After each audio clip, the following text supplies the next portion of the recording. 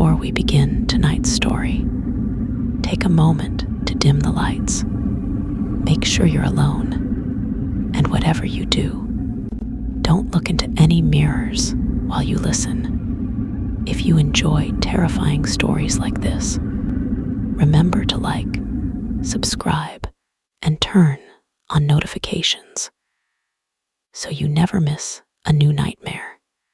Now relax, because tonight you'll learn what really happens when you say Bloody Mary in front of a mirror.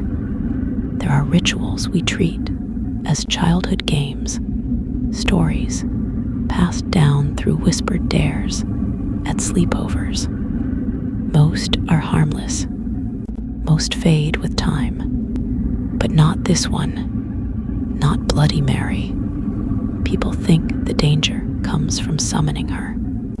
It doesn't. The danger comes from being seen by her.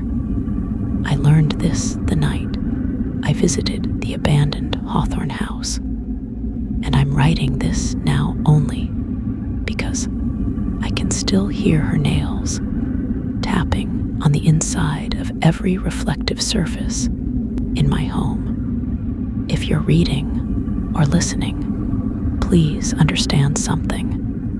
Mirrors remember everything, even the things you try to forget. I never believed in the legend. Growing up, I'd heard all the stories. The woman trapped in glass, the face that emerges when you whisper her name 3 times, the scratches that appear on your skin afterward. I laughed at all of it until the night I didn't. It started when my cousin Mark dared me to explore Hawthorne House, the house in our hometown that no one went near anymore. It had been abandoned ever since the Hawthorne family disappeared in 1998, leaving dinner plates still on the dining room table and mirrors covered with thick, nailed-down sheets. The town called it the house that won't stop looking. Mark and I weren't children anymore. We were 20, bored, and stupidly brave. He grabbed a flashlight. I grabbed my camera. We went at midnight. The house sat crooked at the end of a dead road, half swallowed by trees, its windows dark and hollow like empty eye sockets. When we pushed open the front door, it groaned, a long, dragging moan that sounded almost tired. Inside, the air was stale, too stale, like no oxygen had been disturbed in decades. The wallpaper peeled in long strips, hanging like loose skin. Every picture frame on the walls had been shattered, glass scattered across the floor. I noticed something immediately. Every reflective surface was either gone or covered. It felt intentional, like someone wasn't trying to hide what was inside, but trying to hide from it. We explored the downstairs first, the kitchen with plates still on the counter, mold blossoming across them, the living room with furniture draped in dusty sheets, the hallway where something long and brown had stained the floorboards. But it was when we reached the bathroom at the end of the hall that everything changed. Its door was closed, but underneath it, I saw something shimmer, like light bouncing off water. I nudged Mark. "You see that?" He nodded. I twisted the doorknob.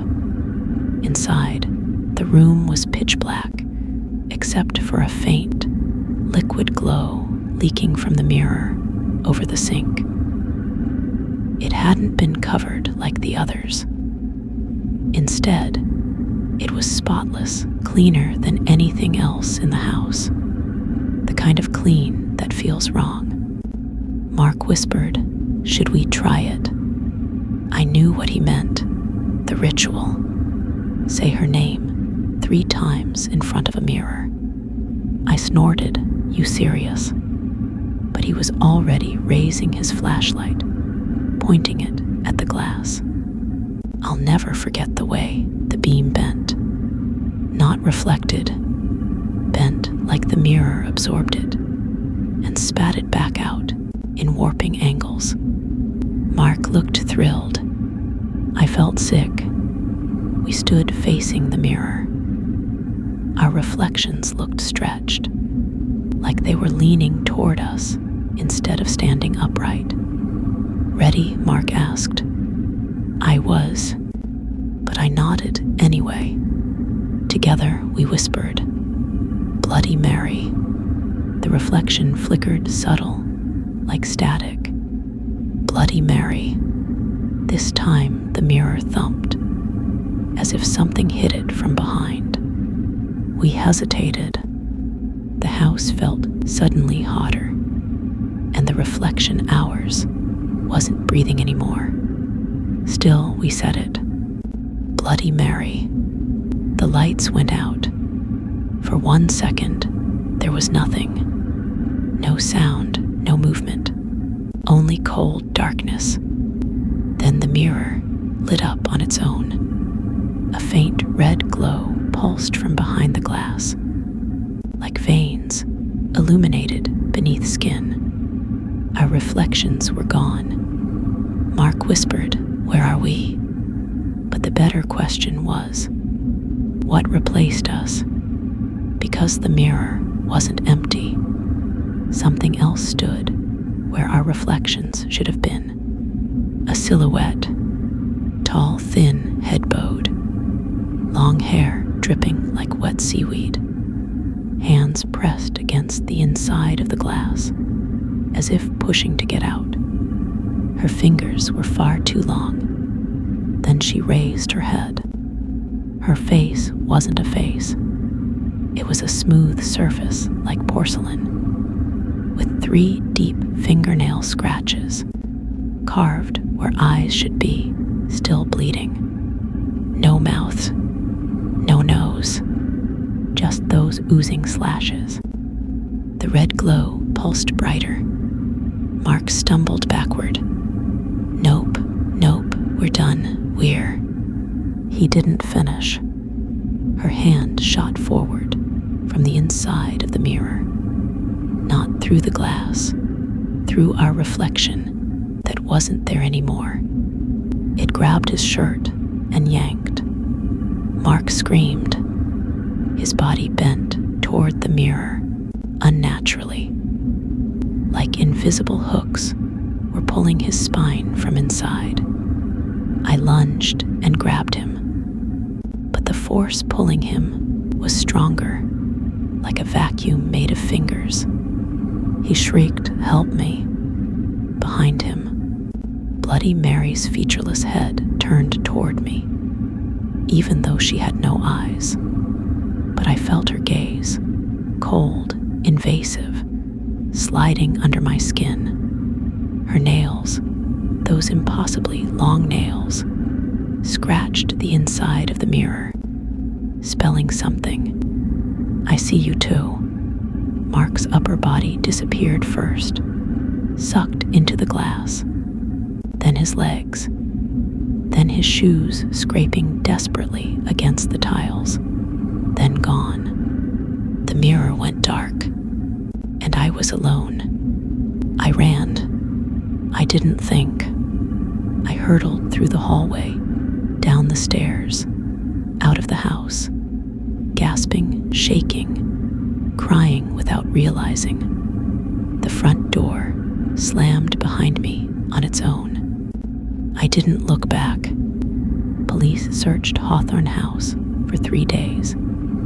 They never found Mark. They never found evidence he'd even entered. They questioned me, of course. I told them we split up. I told them he wandered off. I lied because the truth was impossible. But the worst part wasn't the guilt.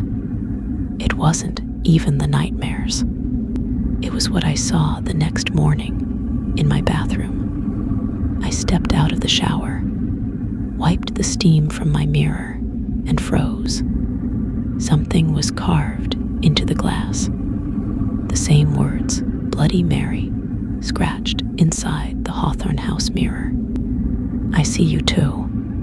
And beneath it, hanging like a piece of wet cloth, was Mark's shirt sleeve, stuck between the glass and the frame, still damp. That was a week ago. Since then, every reflective surface in my home has started doing things. My phone screen turns on, with my camera active, facing the blackness behind me. The microwave door shows a reflection of me, but blinking a second slower than I actually blink. The TV screen shows my silhouette, even when it's off. And at night, the mirrors breathe. You can hear it if you press your ear close. Slow, wet breathing, like something sleeping too lightly. 3 nights ago, I covered every mirror, every piece of glass. Then I heard a knock, soft, deliberate, coming from inside the bathroom mirror. 4 knocks, a pause, then 3, like a code, like she was spelling something. When I uncovered a corner of the mirror, just to look, just for a second, my reflection smiled. I didn't. Tonight, the knocking hasn't stopped. It's louder now, more impatient. I hear scraping, like nails carving a new message. I'm afraid to look, but I know I will. Everyone looks eventually, and when I do, I know she'll be closer, waiting, hunting, smiling with a mouth she didn't have before, because I think she's learning from us. I think she's practicing. I think she's almost here. If you ever hear knocking coming from a mirror, don't answer it. Don't look into it. Don't even breathe near it. You don't summon Bloody Mary. She summons you, and once she's seen you, she never forgets. If you enjoyed tonight's terrifying tale, don't forget to like the video, subscribe, and hit the notification bell so you never miss a new horror story. Comment below, do you dare say Bloody Mary in front of a mirror? Sleep well, if you can.